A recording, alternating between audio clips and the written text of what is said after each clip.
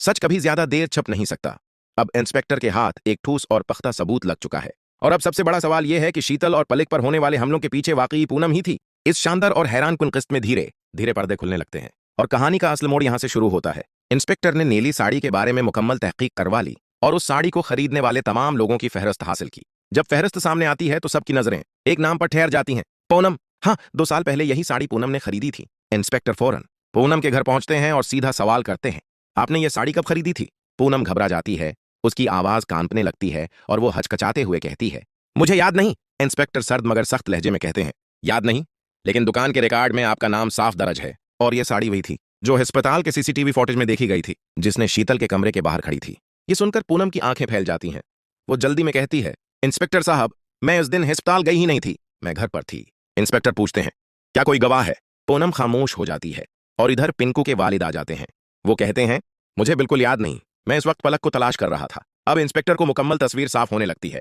वो कहते हैं, मुझे शबा है कि पलक और शीतल दोनों के पीछे आप हैं। पलक से हसद और शीतल से नाराजगी, क्योंकि उसकी वजह से रोही की शादी तय हो रही थी और आपकी बेटी का रिश्ता खतरे में था। पूनम जोर से चीखती है, ये सब झूठ है, मैंने कुछ नहीं किया। इंस्पेक्टर ठंडे लहजे में जवाब देते हैं, सीसीटीवी फुटेज, साड़ी का रिकॉर्ड और वो कोड, ये कोई धमकी नहीं बल्कि इशारा था कि कोई आपको देख रहा है। इसी दौरान रोही को भी एक अहम सबूत मिलता है।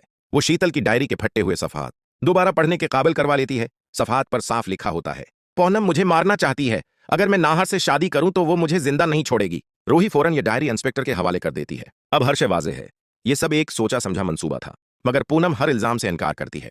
फिर एक और बड़ा झटका आता है। लेबॉर्टरी रिपोर्ट आती है कि जिस लाश को पलक का बताया जा रहा था, उसका डीएनए मेल नहीं खाता, मतलब वो लाश पलक की नहीं थी। इंस्पेक्टर हैरान रह जाते हैं और पूछते हैं, तो फिर पलक कहाँ है? इसी वक्त पूनम के घर से हंगामा सुनाई देता है। पिंकू के वालिद दौड़ते हुए चीखते हैं, पलक, पलक यहाँ है। सब वहां पहुंचते हैं और देखते हैं कि पलक वाकई जिंदा है, लेकिन कमजोर और जख्मी हालत में।